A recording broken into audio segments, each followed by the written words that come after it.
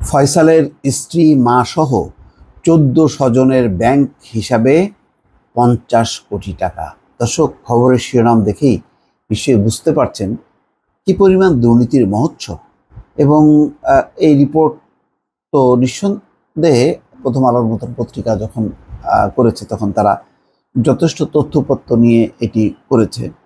তাই যদি হয় তাহলে বুঝতে হবে এই ফয়সাল লোকটা যথেষ্ট পরিমাণে চতুর।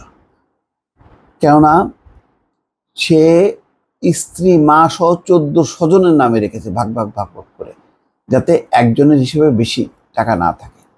কিন্তু একই সঙ্গে আবার তিনি এই ১৪ স্বজনকেই কিন্তু বিপদে ফেলালেন। এখন এই প্রত্যেকের নামেই মামলা হবে এবং প্রত্যেককেই এখন হিসাব দিতে হবে যে তোমার এই টাকার উৎস কোথায়।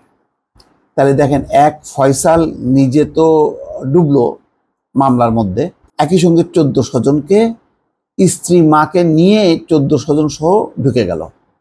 বোঝেন অবস্থা। আসলে আমি জানি না, এইটা হয়তো ক্ষুদ্র একটা চিত্র। এরকমভাবে যদি তদন্ত হয় কত কর্মকর্তা যে ফাঁসবেন দর্শক, কল্পনা করতে পারেন।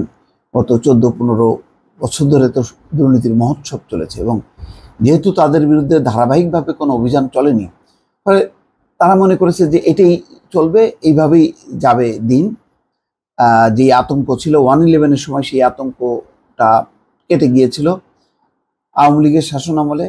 আওয়ামী লীগ মনে করেছিল যে আমরা ক্ষমতায় থাকি আর যা হয় হোক, একটু সুবিধা টুবিধা নিক আর কি। কিন্তু এই একটু সুবিধা নিতে যে তারা তো রাষ্ট্রকে একদম দেউলিয়া করার উপক্রম করেছে। এখন রাষ্ট্রের ব্যাংকে টাকা নেই, রিজার্ভে টাকা নেই, কিন্তু এই প্রত্যেকটা এই ব্যক্তিগুলো তাদের রিজার্ভ কিন্তু খুব শক্তিশালী। হ্যাঁ, রাষ্ট্র দেউলিয়া, রাষ্ট্র ফকির, কিন্তু ব্যক্তিগতভাবে এই মানুষগুলো ধনী। এটা অনেকটা আফ্রিকার কিছু দেশ দেখবেন যে রাস্তাঘাট, বিদ্যুৎ কোনো কিছু নেই, কিন্তু যে রাজা বা মন্ত্রী পরিষদের তারা হলো বিপুল সম্পত্তির মালিক এক একজন, এবং তাদের সম্পত্তি আবার আমেরিকা, পশ্চিমা দেশগুলোতে আবার সেগুলো তারা সেখানে আবার অ্যাসেট কিনেও রাখে। যাই হোক, এখন দেখা যাচ্ছে যে এই আফ্রিকার এই সমস্ত ধনকুবেররা, তাদের তুলনায় আমাদের এই মানুষগুলো কম না। চিন্তা করেন, যদি শুধু এখন পর্যন্ত ৫০ কোটি টাকা পাওয়া যায় একজন সরকারি কর্মকর্তার অ্যাকাউন্টে, যাই না পুরো হিসাব নিকাশ করলে আসলে কত টাকা বেরোবে। দেখলেন ওই সেই যে ছাগল কাণ্ডের মতিউর, তারপরে বেনজির, এরকম আরও অনেক কর্মকর্তার নাম আসছে যাদের নামে বিপুল পরিমাণ সম্পত্তি, সমস্ত দেশে ছড়িয়ে আছে তাদের সম্পত্তি। এই হচ্ছে পরিস্থিতি। তো এখানে বলা হচ্ছে যে স্বজনদের মধ্যে যারা আছে এই ফয়সালের ৫০ কোটি টাকা, মা, ভাই, বোন, ভগ্নিপতি, আরও আছেন ফয়সালের স্ত্রী, শ্বশুর, শাশুড়ি, শ্যালক। চিন্তা করেন আজকে কি অবস্থা হবে এই মানুষগুলোর। দুদকের অনুসন্ধানে দেখা যাচ্ছে ২০১৬ থেকে ২০২৩ সালের মধ্যে ওই টাকা জমা হয়েছিল। এর বাইরে ফয়সাল তার মা, বোন, স্ত্রী, শ্বশুর, শাশুড়ি ও ভগ্নিপতি আবদুল্লাহর নামে ২১ কোটি টাকা মূল্যের ফ্ল্যাট, প্লট ও জমি কেনা হয়, যদিও তাদের কেউ বড় কোনো ব্যবসার সঙ্গে যুক্ত নন। এমনকি সরকারি বা বেসরকারি প্রতিষ্ঠানের উচ্চ কোনো পদেও তারা চাকরি করেন না। ফয়সালের মা, বোন, স্ত্রী, শাশুড়ি, খালা শাশুড়ি গৃহিণী। স্বজনদের মধ্যে শুধু ফয়সালের ভগ্নিপতি সৈয়দ আবদুল্লাহ পুলিশের পরিদর্শক। তিনি এখন ফেনী জেলা পুলিশ লাইন্সের সংযুক্ত।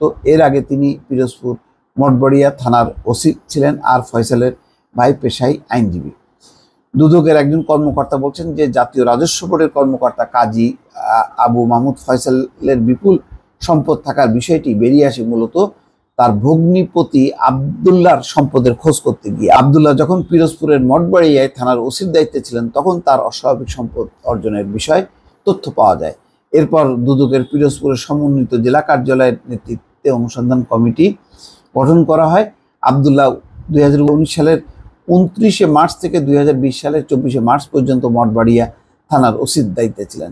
দুদকের ওই কর্মকর্তা বলেন, সেই কমিটির অনুসন্ধানে আবদুল্লাহ বিপুল সম্পদ থাকার প্রাথমিক তথ্য পাওয়া যায়।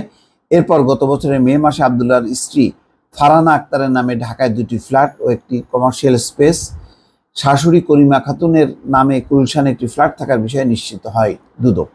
এর বাইরে ফয়সালের বোনের ব্যাংক হিসেবে কয়েক কোটি টাকা লেনদেনের তথ্যও পাওয়া যায়। এরপর ফয়সালের মা, বোন, ভগ্নিপতির নামে থাকা সম্পদ ক্রোক করতে আদালতে আবেদন করে দুদক। তার ভিত্তিতে আদালত গত বছরের 28শে মে তাদের নামে থাকা স্থাবর ও অস্থাবর সম্পত্তি জব্দ করার আদেশ দেন। এই সম্পত্তির মূল্য 18 কোটি টাকা। দর্শক, এই হচ্ছে একটা, তাও আমার ধারণা যে এই সম্ভবত এই ব্যক্তির যা সম্পদের এখন হিসাব, এটা হচ্ছে একটা খণ্ডিত অংশ। হয়তো পুরো তদন্ত হলে আরো হয়তো সম্পদের হিসাব পাওয়া যাবে। এইভাবেই দুর্নীতির মহোৎসবে আজকে বহু সরকারি কর্মকর্তারা আজকে নিমজ্জিত। দর্শক, ভালো থাকবেন। আল্লাহ হাফেজ।